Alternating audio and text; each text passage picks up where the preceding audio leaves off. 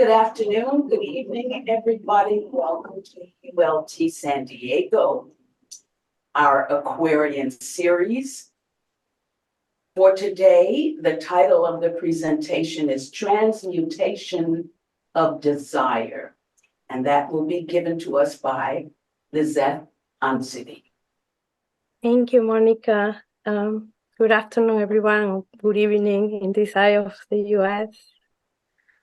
So I'm going to start this presentation reading a quote from the almanac. It reads as follows. Cut down the whole forest of desire, no single trees. Danger lurks in that forest.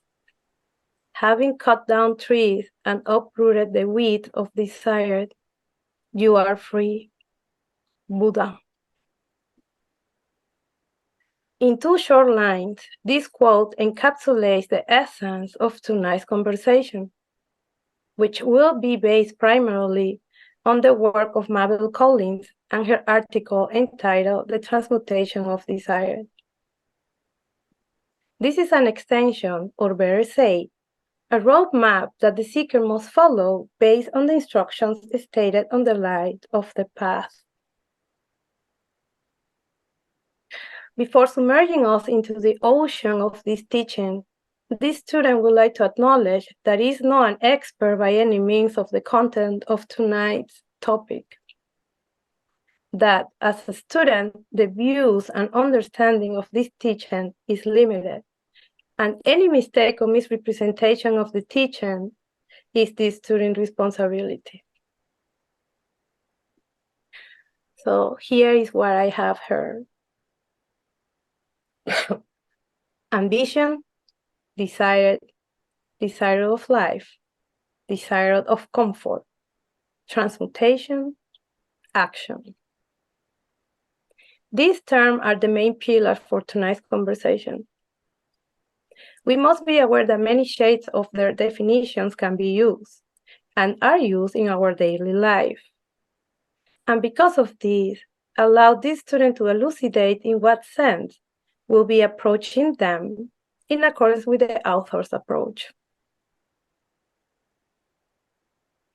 Ambition, a strong desire to do or to achieve something, typically requiring a clear plan, determination, and hard work. Desire, a strong feeling of wanting to have something, wishing something to happen. Ambition, desire of life, and desire of comfort are three deep fundamental desires of men and are essential to the human race. As we will see later, these concepts are interlinked and one depends on the other for his understanding and action. Transmutation, generally a term used in the chemistry field, implies the use of a process that involves the change of the nucleus of an atom. This process is the base for the alchemist's work, where three things are involved: an old metal, a new metal, and the underlying essence common to both. Since all elements come from a root element, transmutation must be possible by reducing the gross element to their cleaner form. Quoting the Theosophical Glossary, unquote, if the language of alchemy is taken allegorically, as it very frequently was and is, transmutation means the refinement of the gross element of human nature. Around the quote. And this is the perspective we want to have in mind while we do our best effort to understand the world we have ahead of us. Today's quote in the Aquarian Almanac by Hermes expresses the essential feature of this process. Energy must be refined with the alembic of pure vision and constant aspiration if it is to be alchemized. Now, having this framework of understanding, Let's dive into the heart of the transmutation of desire. Ambition might be regarded as the first cause of human life. The mystic inner form, or ambition, leads the spirit into the physical world and causes the desire of life. Here, we are understanding life as the wave or vibration of the third logos, where forces known as egos are fired by a mysterious form of ambition in order to become a part of the outpouring and to enter consciously into the ray, which penetrates and shields them throughout the experiences of birth and rebirth. Ambition, it is the first of the great weeds which flourish in human nature. It is the great stimulus to action and raises men out of the darkness of inertia. It creates a state of activity, which is essential as preliminary to disciplehood. But on the other hand, the desire of life is the root of the desire of comfort, and they have two aspects. One, they are capable of being difficult or painful. They are capable of being burned in the trials of human life. And two, they are capable of being transmuted from their human form of energy to its divine counterpart. It is this desire of life that brings the soul into physical existence. So how powerful is desire that brings us to this manifested physical existence? We might say very powerful, and this should not be a surprise for us. We use it every day. Consciously or unconsciously, desire is part of us. The septenary constitution of man has a middle point of intersection between the higher and the lower nature of the man, also known as the balance principle of the seven, in accordance with the theosophical classification. This midpoint is kama, or desire. Desire then is the principle for thought and action and mover of the will. This principle is in the astral body and is common to all other kingdoms of nature, as well as to certain forces of nature desiring to enter human life, such as in the case of the elementals. Mr. William Quan George highlights that desire is not produced by the body, but is the cause of the body. This perception of ambition as a mystic inner form which leads the spirit into the physical world, and desire as the principle of thought or action, bring us to consider both concepts in a differentiated level.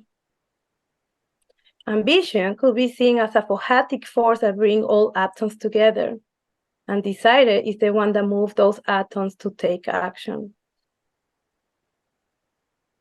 The desire of life produces the desire of comfort, which is deeply rooted in the nature of man as it is ambition. The desire of expansion, of greater experience, of knowledge, is part of the ego's ambition that if it is wished to be pleasant, then becomes the desire of comfort. Human life is full of pleasant places and comfort. Then desire of comfort becomes a great temptation, even between the incarnations of the ego, when nearing rebirth. For the ordinary man, the wish to enter a healthy and perfect body is a natural aspiration. To have material goods and power become also part of his life quest. This man does not attempt to change that type of desire. The ambitious man is always trying to rise and improve position. He's always trying to rise. The man of desire might be attached to human life for the very purpose of sensation. Could this differentiation show us the dual nature of the desire principle of or karma? One being the highest aspiration and the other the lowest aspect of the man's principle? Perhaps it does. In a practical way, if we use this partial approach to understand it. But then, what kind of desire must the seeker cultivate, if any? Or what kind of ambition must be constructed, if any? This becomes the path of the seeker, the path of spiritual discernment. Sacred books addresses desire as a fundamental part of the path. The voice of the silence states that before the oath is entered, those must destroy thy lunar body, the body of desire, cleanse thy body, and make clean heart. It continues indicating, kill out desire, but if thou killest it, take heed lest from the dead it should again arise. Kill love of life, but if thou slayest Tanha, the will to live. Let this not be for the thirst of life eternal, but to replace the fleeting by the everlasting.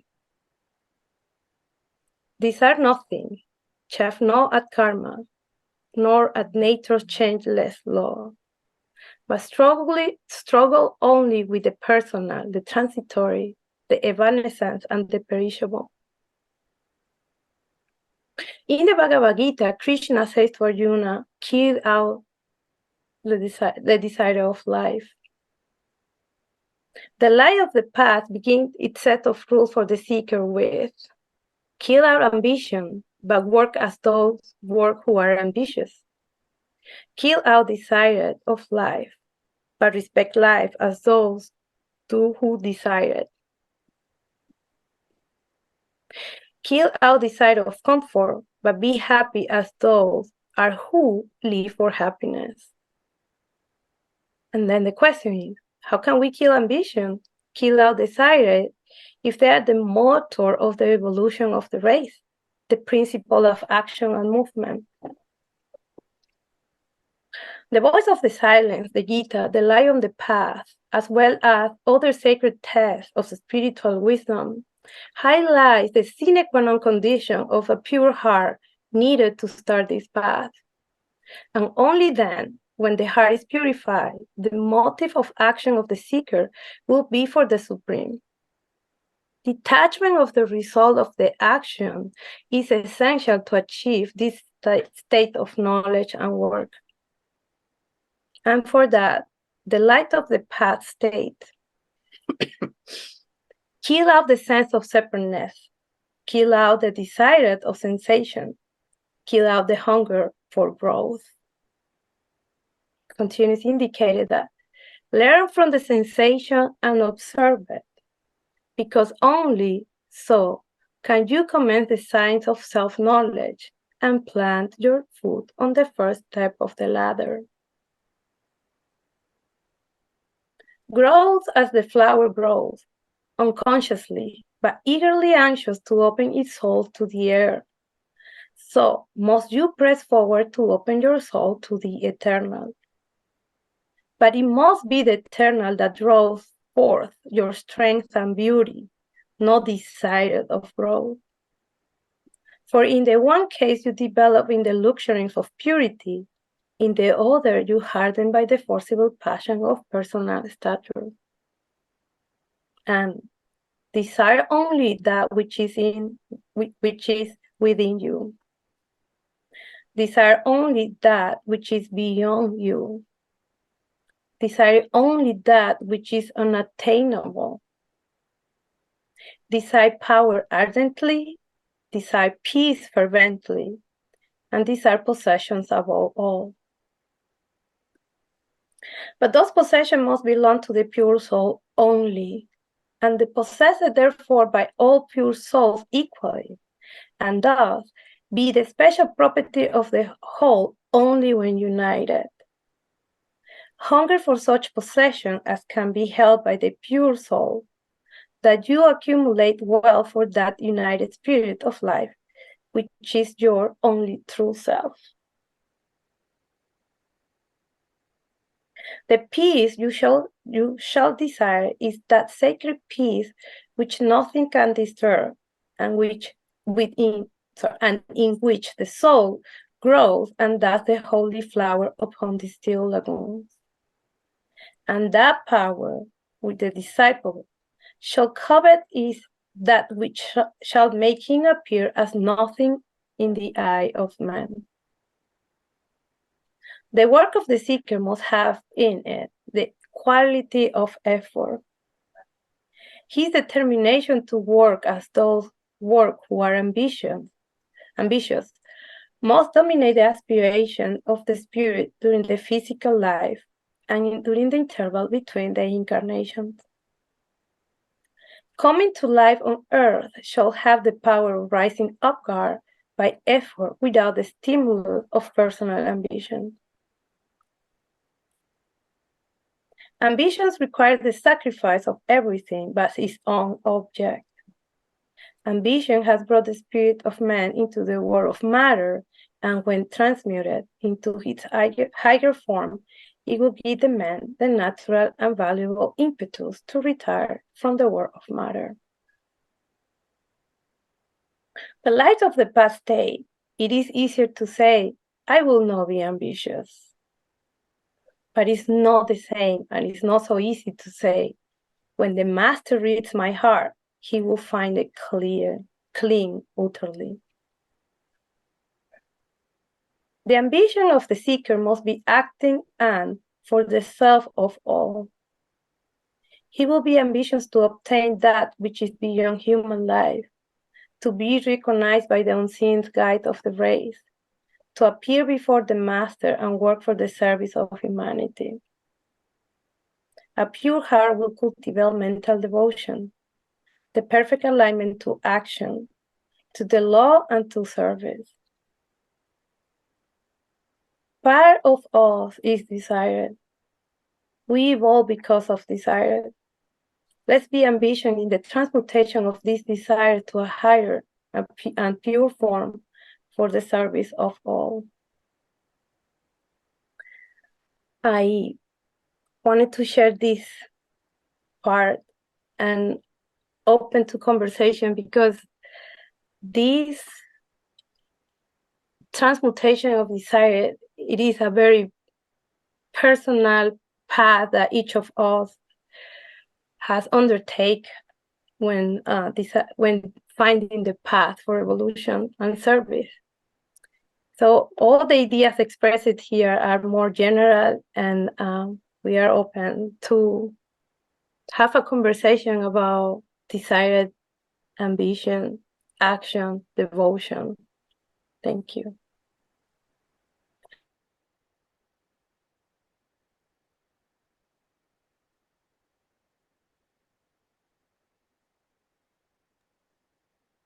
Thank you, Lisette, very much. Very probing. Yeah. Excellent. Turning over stones and looking at everything. So thank you very much. And I love your question and answer dialectic, where it's like, well, what about this? And what about that?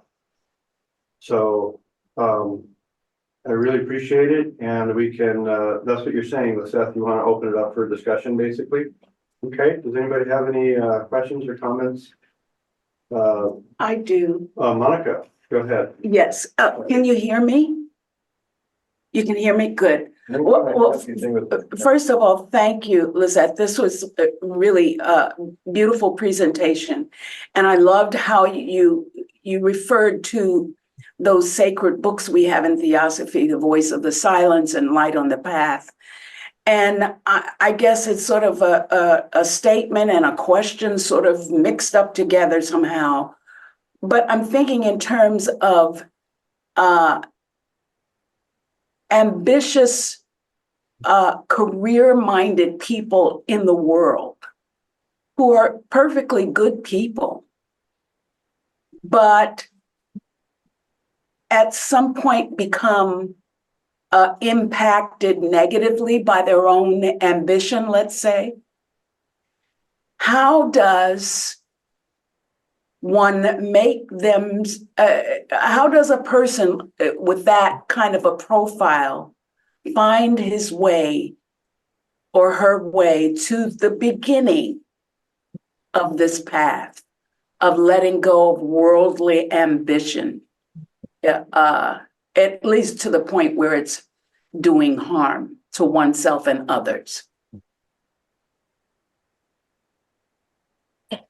If I understood correctly, how people that professionally speaking are very ambitious and they are good people, but then in their career of ambitious, they become a different nature. Can I say that? Or it become Negatively impacted, I would say. negatively impacted, or maybe could we say a little bit more separated of what the real ambition that we talk here tonight could be. And humanity. This is the dilemma that in this physical existence we all have. And because even though ambition and desire are very powerful words, and we are desired as part of our constitution of as a man, our septenary constitution, then if the view of that desire is closer to the materialistic point of view, just concentrated in what the physical world or a career or a personal desire brings, then that is going to be the color, if I might say, of that desire. So when talking about the septenary constitution of man and thinking about these four principles, Kama, Rupa, we all know that these principles have two aspects, one that is the higher aspect and one is the lower aspect. We might say that normally we are working under this lower aspect of desire that is moving us forward, is moving this person that you make an example into a career and is being successful in maybe in that area, but it's not balancing, or it is so powerful, I would say, in that lower sense, that the focus of the concentration of that person, it is only on the physical and materialistic world. However, we had to understand that this vision goes hand to hand with the karma of that person. And karma will show the path. And in the Gita, it's in the notes of the Gita, it says that the karma becomes the means of meditation, because the karma opens those doors for experiences and situations where the person who is being ambitious only in the materialistic point of view will have the opportunity to understand that it's just working at that level. Yeah. Thank you so much. That's clear. That's great. You have a hand up from Jen Steffer. You want to take that one? Yes, please. Okay, I'm unmuted now. Thank you. I'm wondering if we see it in terms of sattva, rajas, and tamas, in truth or goodness, and action or desire, and then tamas, indifference or delusion.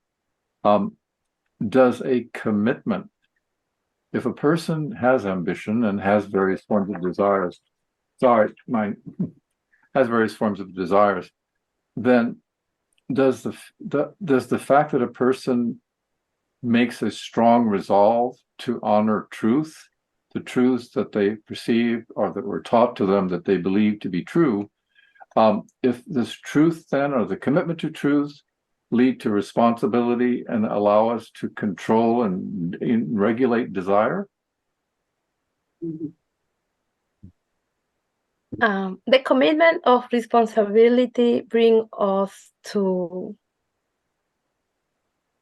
this higher desire. Is that your question? Well, in the Gita, there's a statement about desire regulated by moral fitness. Mm-hmm. And so I was trying to think how I could understand that in terms of, well, if you're committed to certain ethical principles, doesn't that make you feel more responsible? And wouldn't that in time help you gain control over desires without having you cease from action? You be just your action just becomes more knowledgeable and more fulfilling and more helpful, or wouldn't it? Could be as as everything else. No, but sorry. The commitment to moral principles or views. We had to first maybe consider what moral views are we seeing here. Because if these moral views are considered moral from a group, but are not the moral principles of all, then that view will require a little bit more consideration as a way of action or an action. But then if we are considering those moral views, let's assume that these moral views are the highest moral view. Universal, universal, yeah. I could say the theosophical views, for example. Then the view of the seeker needs to consider then the motive on how it's interpreting these views. So if the views are being considered from a clean heart, then it will not be a view. It will be part of the action that the seeker is manifesting or is applying in every moment, conscious in a very conscious way. Yes. So then when that level of knowledge is achieved, then the seeker will understand when the action is required and when the unaction still the right way of the right ambition to fulfill. I hope I made myself clear. Yeah, I love the way you brought together, you integrated perspective with action, and the commitment, and in the sense, the higher the nous is going to support the resolve to purify desire by acting responsibly and truthfully, and therefore it would be quite a wonderful thing. Thank you very much. I think that's very interesting and helpful. Thank you. Now, Miss Judy.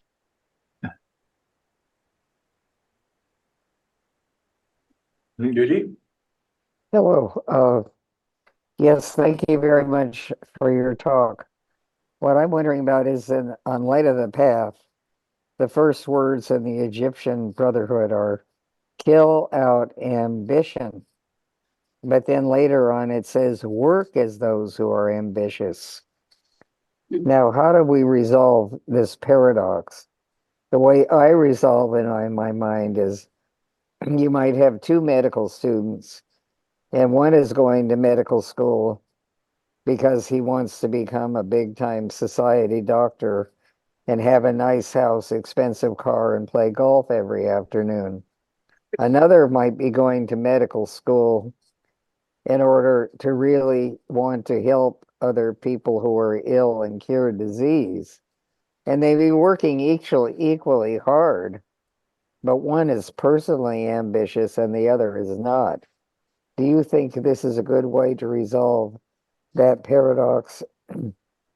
Because in every case, it presents a paradox. It says, kill out ambition, kill out desire for comfort, kill out desire of life, respect those who are ambitious, however, and work as those who are ambitious, respect life as those who desire it, and be happy as those who live to be happy. And that is a very difficult paradox for the ordinary person to resolve. Do you have any thoughts on that? Thank you. Thank you. And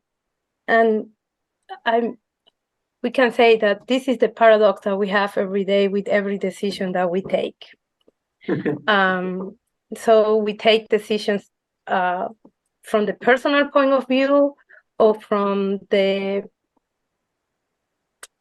view of helping others or integrating others, or for the view of no separateness. That's the other point here. And I think that the way how you analyze this case of two people trying to go to medical school. Hold on, this is my cat. He's interested in the conversation too. So the way how you approach the case of these two medicine students, it is very helpful to illustrate how this paradox works and how we can understand it. And in both cases, or in this case, what you're doing is considering the motive that is bringing these students for the medical field. And one motive might be more personal, and the other motive can be considered more universal. So the light from the past, as well as the Gita and the voice of the silent, all talk about kill the desired. And the paradox becomes a little bit more complex when we say, well, if we understand that desire and ambition is what brought us here, then how are we going to kill this? How, if it's this motivation that moves us forward, what we have to kill in reality?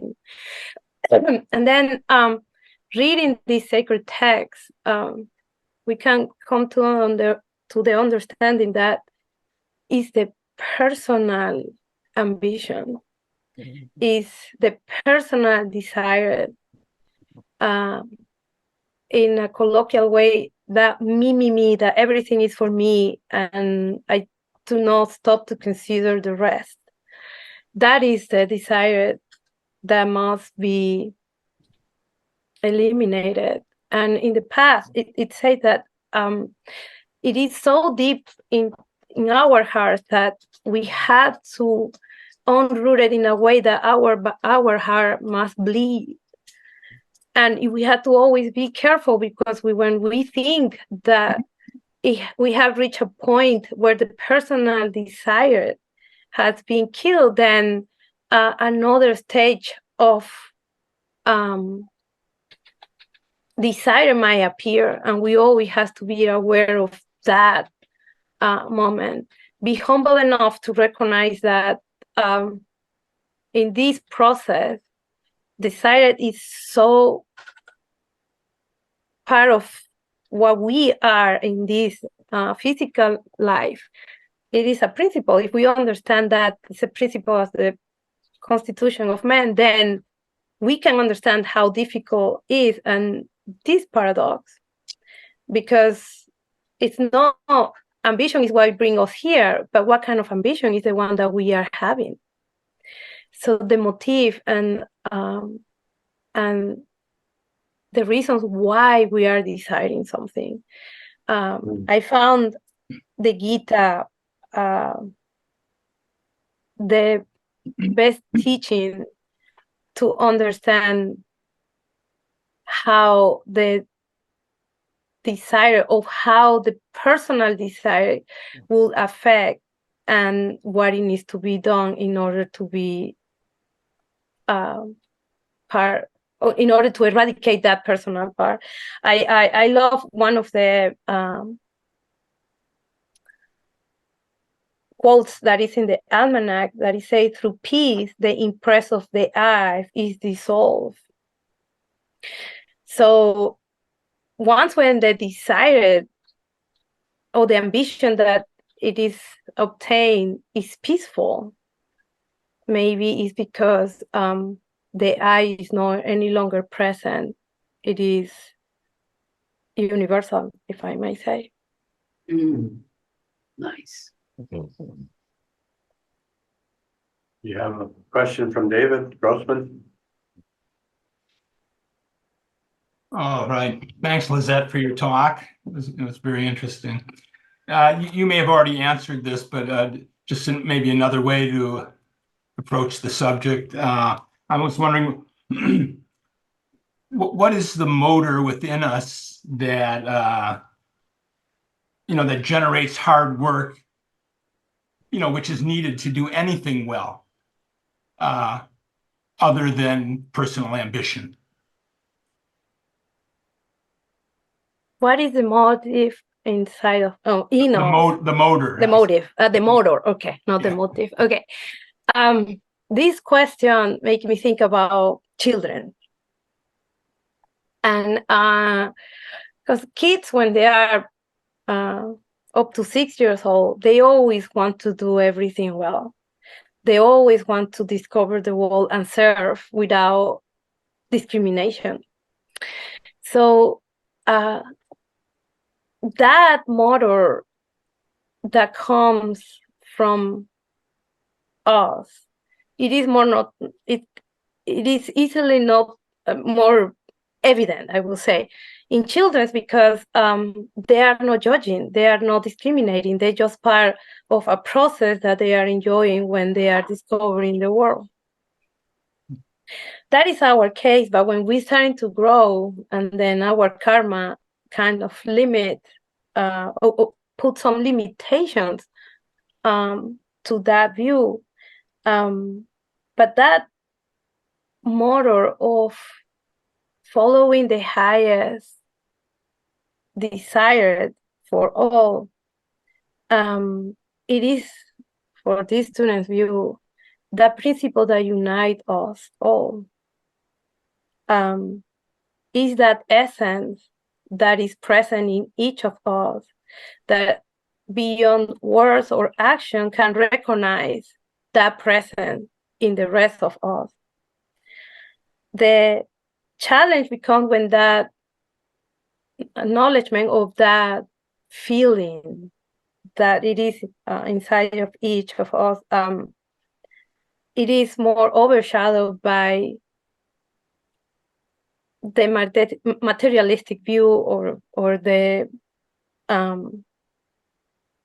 physical existence, and only wanted to be concentrated on this physical existence. But even in those cases, we can see part of that essence maybe inside families, because the ones that might be ambitious or have a lot of this kind of materialistic ambition, it has a different aspirations or vision with family and love. So that essence that is inside of us, that unites us, that is where we all come, maybe we can understand it at this level, at that love that connects us all. That is stronger in some cases with other groups, but the idea is to have that same feeling to all, which is another challenge. Well, love is a universal motor, you're saying. That's beautiful. Thank you. Yeah, thank you for phrasing it that way. Thank you. Desiree. Hi. Hi. Thank you, Lisa. That was beautiful. And I do appreciate the processing that you use, because I can see it in your whole face that you're really thinking and processing, and that's such a beautiful thing. And every time Jim, Teffer, and Judy kind of alluded to what I was wanting to kind of talk about too, and in reference to tamas, rajas, and sattva, and those various levels of all powers, because we're talking about Kriya Shakti and we're talking about Kamadeva that unites us all. It's the eros of all life. And when I think about that essence, that compulsion that brings us into existence, that heartbeat, what is at the very basis of that heartbeat? Because when I think about just even the desire to breathe, that is a compulsion. There is a desire in there, but it's not the same thing as desiring, a piece of chocolate cake. We're talking about a compulsion that unites everything and everyone in this dance of life. So I was wondering if you could speak to that a little bit about Kamadeva. What is Kamadeva to you? And what can we say about desire that applies to all desire at the very essence of it? Okay. What I can add or explain about Kamadeva and what is common to this desire that united all of us? That's an interesting question. I at the beginning of the presentation, and this is in this article, The Transmutation of Desire, the author explains that ambition is that inner mystic force that brings the different egos to life. So when we talk about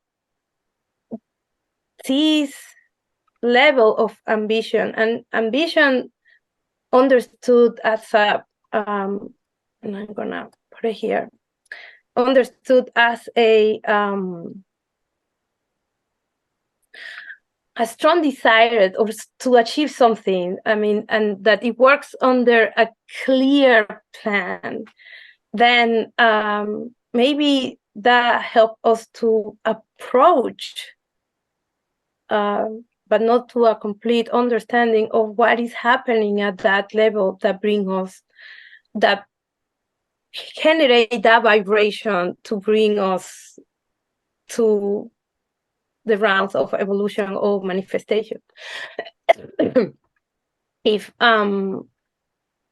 we see that, we can understand that that is a higher form of ambition.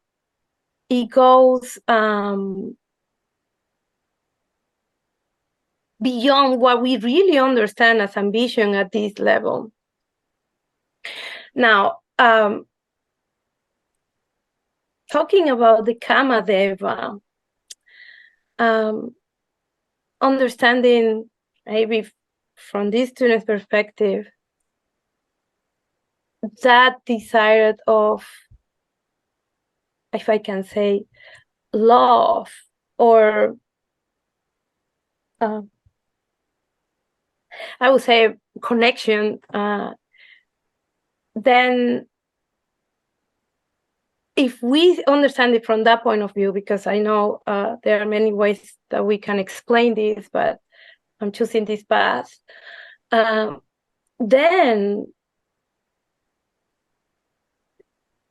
it can be easier to understand how this essence is present in all of us and why sooner or later it will be, we will have that moment of recognizing that essence and then working for the love of all, not only for the individual love or for the only group that I am closer to.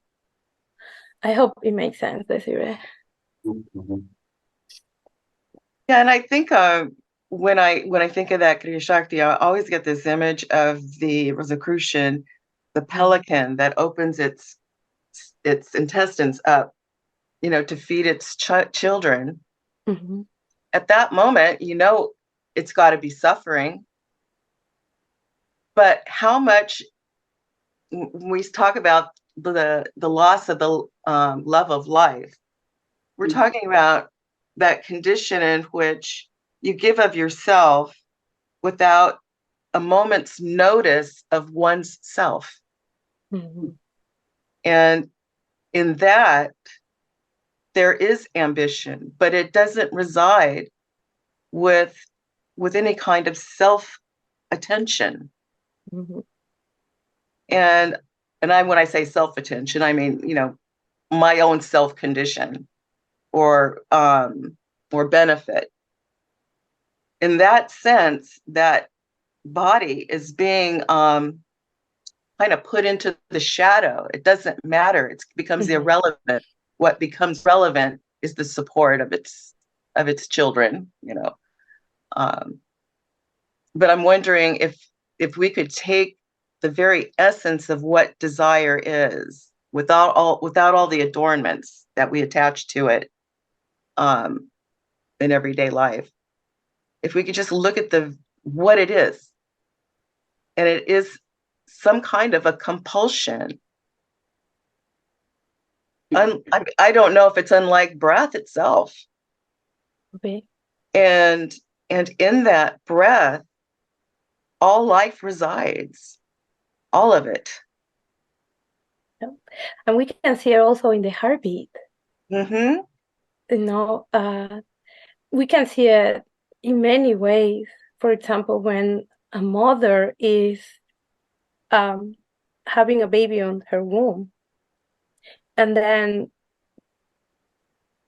if we stop and think about the process that is happening there, and the mom understands that she's a vehicle for a new life, so the desire becomes to protect that new life when it's arriving. We might not, it might not be easy to define desire by desire itself at that level of spirituality, if I could say that, or but we for sure see it on nature. The example that you just shared about the pelican, or we see it, for example, when I particularly love fall and the tree loses all its leaves, the beauty of the green leaves, and become naked. But those leaves are being used for a purpose, and then the cycle starts. So we see it there.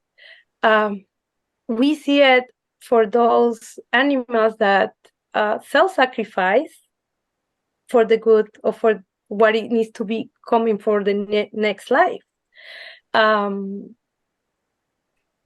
We see it, for example, in many other levels, on those people that work for service. It doesn't matter where they are. It doesn't matter how much money they might be making. The sense of, or the desire of help, or the responsibility that is under the mission that they have, it goes beyond that personal desire of doing something just for the sake of doing it. We see it, for example,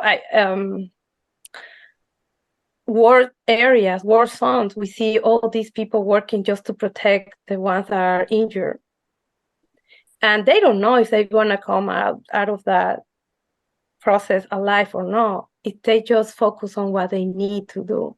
That's a beautiful example.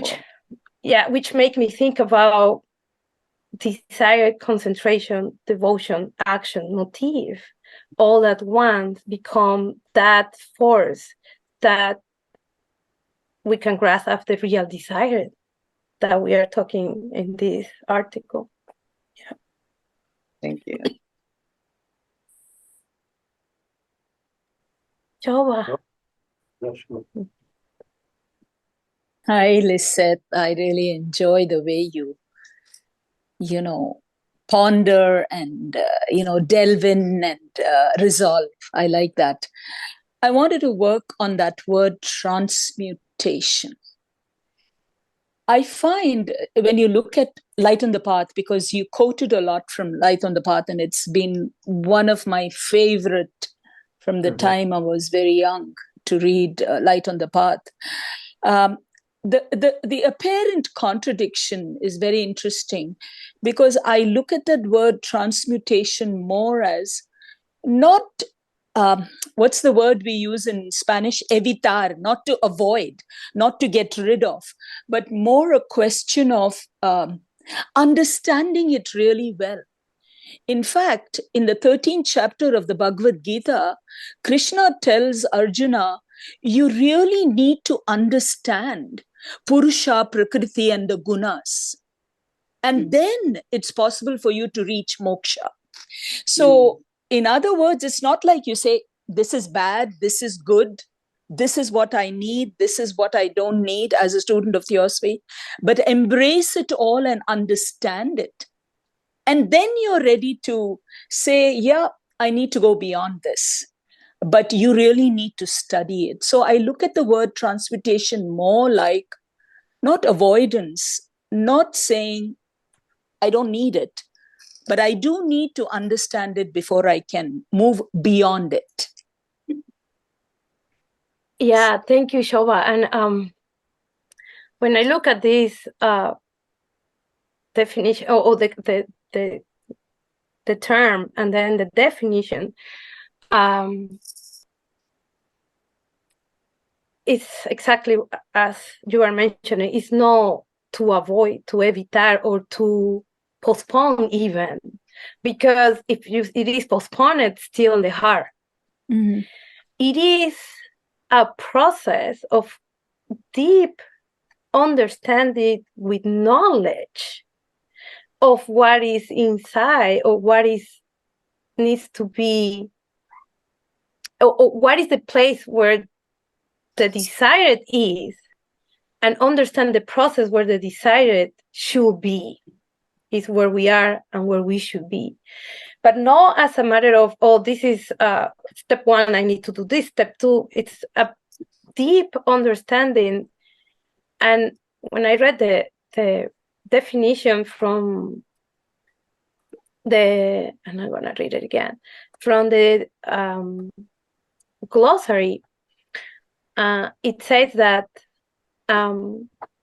transmutation means the refinement of the gross element of human nature. It is just that process where understanding what is in essence, and where the essence is, then that process of putting the essence on the level where it should be, which is the desired, then that's called a transmutation. Is an understanding, a change from the core of that desire, if I might say, the nature of that desire.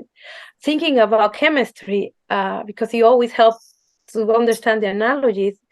Right now, we understand transmutation as going into the core of the atom and changing the nature of the atom. So if we understand transmutation from the spiritual point of view, then that is the core where we had to go, understand what we have there, and then through effort, devotion, the concentration, acquire the knowledge to understand and to embrace, as you say, what it needs to be done just because it needs to be done, not for a personal gain. It's just it's the work that needs to be done, and this is the reason why we are working on it. Thank you. Thank you. Thank you, Shobha. Seth, I have a question. I'm sorry. Okay, go ahead. Not feeling so well. So many of us have been going through this whole thing. Thank you for just powering through this. My question, you've kind of alluded to it quite a bit about the alchemical aspect of things. I think the transmutation thing is very definitely some kind of an allusion to the alchemical thing. And, you know, it's kind of almost a precedent or an earlier cycle of the theosophical movement, you could say, would be the idea of the alchemists and so forth. And it's all very mysterious. We don't know what they're doing, but something was going on. And it must have something to do with what we're talking about. We're working on ourselves on behalf of the whole, I guess. So anyway, okay, so here comes my question is, what do you think about the fire part of it? In other words, yeah, I'll just leave it like that. What do you think? What do I think about the fire on the transmutation process? Yeah, the alchemy and all that. If I remember correctly, I hope, during the presentation of fire that we heard here in the Aquarian series, and in many of the theosophical literature, we find fire as the purifying element that with the heat, the friction, it brings changes to what is working with the fire. I don't want to define what it is. So I think if we think about alchemist, immediately we think about a process that implies fire. And maybe a lot of representations or analogies of alchemists are using something that they hold and fire is involved. So if we think about the fire in us as that friction that moves us, that it push us maybe out of the inertia momentum or situation, then maybe I'm being too naive on this, but maybe we can see this fire being the motor of the desire that it moves us forward. So and then if the desire is present, which it is, but we have to think about what kind of desire we're talking about. And then the desire is understood to, as Shoba was saying, to be embraced the way how it is and be transmuted, then this fire or this impulse of change or the understanding, acquiring the knowledge, then can be represented, the fire can be represented as the motor of that process that transmute one type of desire, for example, the personal desire to a universal one. I will have to do more thinking process on that, because now it makes me think about other things, as fire as the motor of the desire, of the heat that we produce when the right conditions in our body, on our organs, create that heat that produce this thinking process, if I might say. I hope it makes sense, Jonathan. Yeah, it does seem like there's a certain combustion when it comes to like the creative process. Like, or we'll say, I caught fire with that idea. Or, but yeah, what was I gonna say is, I'm thinking of fire, like you go camping with your family and so forth, and so you have the campfire, right? And those logs that are burning, and the sparks are kind of jumping off and so forth, and there's a heat that's happening. But all those logs are really getting transformed, aren't they? I mean, it's still carbon. It's very different, you know, and so it just, the thing about fire is it's this transmutation of desire. I mean, if the fire thing is a thing, the desire, I mean, in this analogy, becomes almost unrecognizable, but still the same essence, perhaps. Because like a log, when it burns, it's, I mean, and it becomes smoke and so forth, and the heat, yeah, it's turned into smoke and heat, right? Mhm. So it's unrecognizable, but it's still, the energy is still there. It's just, so do you, I mean, I guess a question that's starting to come out of this transmutation of desire must mean a real transmutation, apparently. Yeah. It is not something that we can just say, oh, I am rid of personal desires. And I think the quote from The Light of the Path makes this notion clearly when they say, well, one thing is to say, oh, I don't have desire, but other thing is to say, I am ready when for the master to see my heart and to to see that I am free of all the desire. So that is when the heart is free of that, is that when the transmutation happens, is when that fire that works through the process of the transmutation brings to this clean heart. And as you say, it's not something that happens lightly.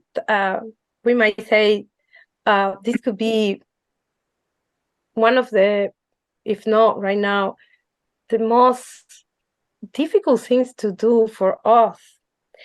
And because in the manifestation that we are, the principle that is more prominent is kamas.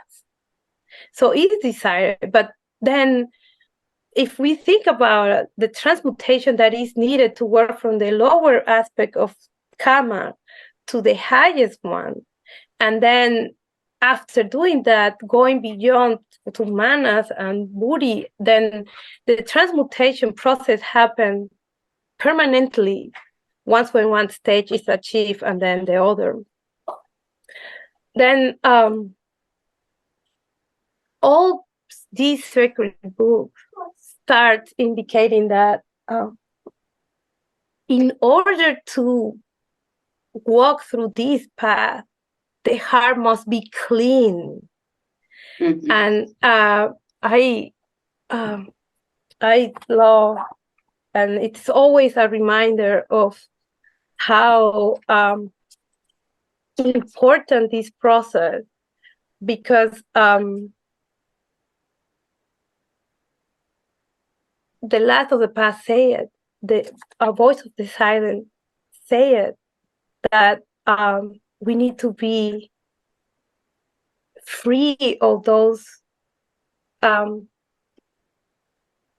attachment or those no spiritual understanding of what the real self is. So the transmutation happened from stop when we started to get listening without hearing, or as the voice says, being indifferent of objects or to the senses. So it is a process that happens all the time. It is a transmutation after transmutation, and it goes. We could say that it's a cycle, that it happens all over every time that we reach to a point. Yeah. Thank you. David, and then Ken after that.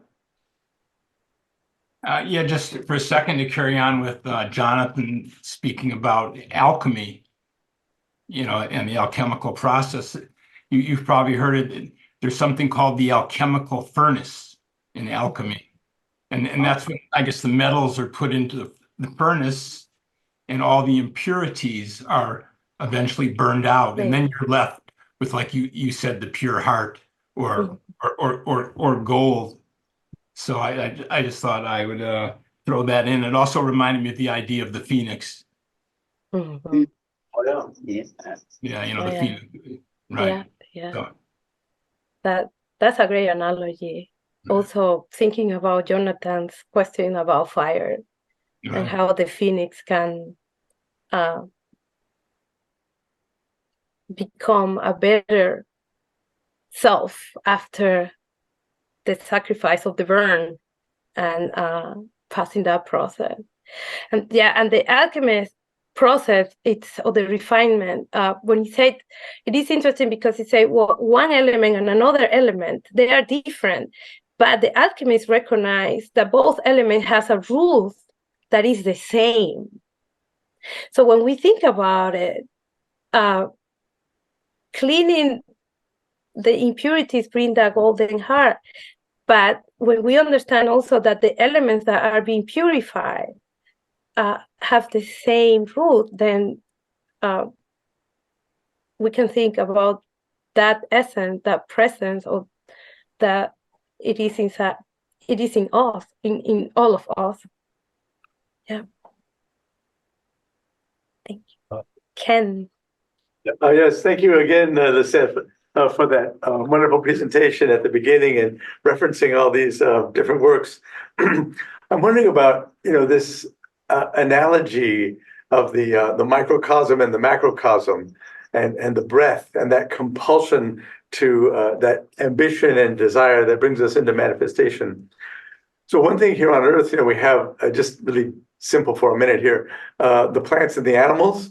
And in a sense, we breathe, with our lungs, the animals do. We breathe in, oxygen, and we do our respiration thing in our body, which makes us, heats us up to 98 degrees Fahrenheit. And then we breathe out, the CO2. So we've got all this heat and warmth and transformation. The plants, then on the other side, they kind of, in a sense, breathe in the CO2. And with the light and heat of the sun, they use photosynthesis and they breathe out O2, oxygen. So we're kind of like back and forth in a system. And if there is this macrocosm to microcosm, so then the human earthing and this human biology is going to be like an analogy. It seems that part of the transformation, because there's all this transformation going on back and forth with the plants and the animals, and we're part of the whole, microcosm of life on Earth, which is then going to be a reflection of some spiritual, macrocosm that doesn't exist on this material Earth plane. So there's this back and forth thing going on. So there's this transportation. And I was wondering about the idea of the delusion of separateness.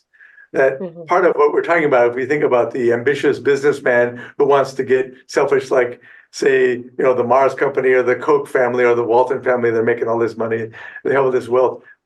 Could it be that they need to, they and us as individual students need to go to that monastic level, and then in the middle of the monastic level, you were saying the Kama is like the middle of the seven septenaries. The Ataskarana would be the middle of the monastic section, and then transmute ourselves or our center of gravity or our personality from the lower Kama manas, then through the Ataskarana transmute into the higher manas.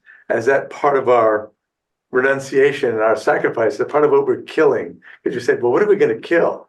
So what are the Walton family or the Mars family or the Koch family, what are they going to kill out? They're being these wealthy monster giant families, or in the individual with his own personal ambitions and desires. What is it we're killing, and how are we going to then act as if, or continue to act in the world? And does this move through the Ataskarana have something to do with that transmutation process? Did we lose our?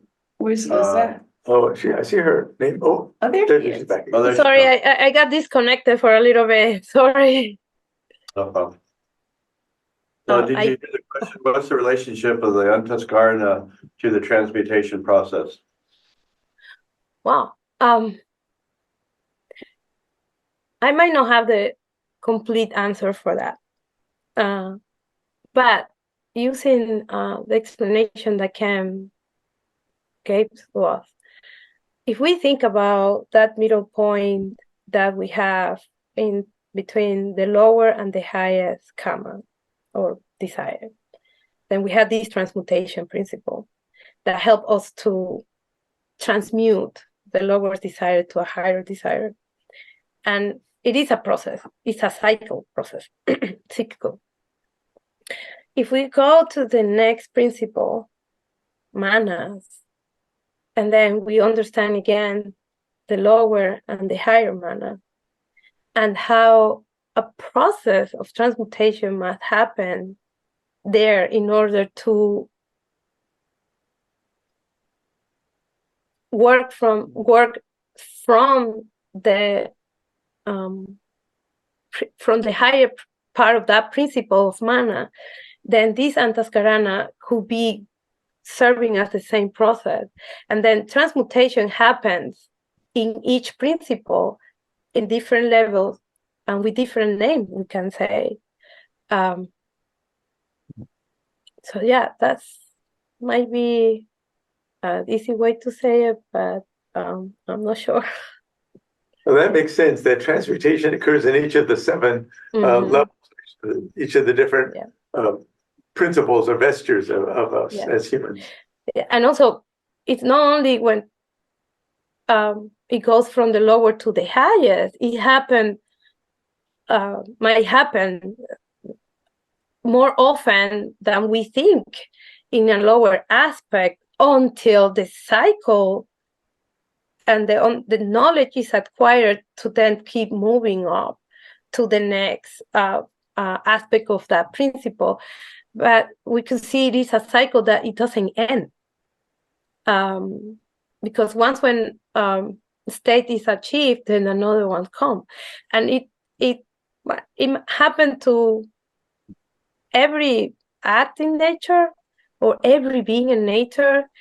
I remember we have been shared, there was a presentation about karma and masters here in the Aquarian series where it said that that process also happened to the masters. It's not that they achieve a point where no more work needs to be done. The process is in an ongoing basis, and but in different levels, of course, of the nature of the desire, of the ambition, or then how deep the transmutation process takes place into that. Yes, thank you. You remind me that in the voice, there's the talk about the Buddhas and the Nirmanakaya and the Sambhogakaya, and how even though Buddha has to make the advanced human that's not in a body, has to make a decision to go to the Prajeka Buddha or transmute back to the Bodhisattva. Exactly. So I see how at each level we have to make these transmutational choices. Yep. Thank you for that. That's a great example of that level. Yeah. Thank you. So Seth, you have been quite the hero, and and you've taken on all of our questions, and none of them caused you to turn the whole thing off and run away. No. Remember, my higher self is always saying, "Go for it." So I'm here for that because I also know that there is a lot of support here in doing this. So I'm not doing this by myself. You're all doing this. We are the village doing it together. Absolutely. Well, I'm really grateful, and your probing mind and pure manas and buddhi manas as just taking on all this and shining such beautiful light on all these different facets. And so thank you for helping us kind of walk through this very deep subject and important subject, because it has to do with really motive, right? The refinement of motive, right? And we hear so often in theosophy that motive is the whole thing, really, right? So thank you for helping us think about and really examine really the whole thing, the whole path. So so much gratitude on the part of all of us. And next week it'll be a very mysterious topic. Donna Diana, and Mao Nam. And BP Wadi and others would emphasize the importance of kind of triangle thinking, where you can think of three different topics all at once, for example. And Wadi would do that a lot. And so this would be kind of like that. And so Donna would be charity, Diana would be meditation, Manam would be silence. So that'll be the topic for next week. And we all hope that you have a wonderful week. And Lisette, thank you, thank you, thank you. Thank you all. Thank you. Namaste. Namaste. Thank you. Take care of yourself, Lisette. Yes. Okay, all right, thank you very much. Bye. Okay. Have a great Namaste. night. Thank you. A good one.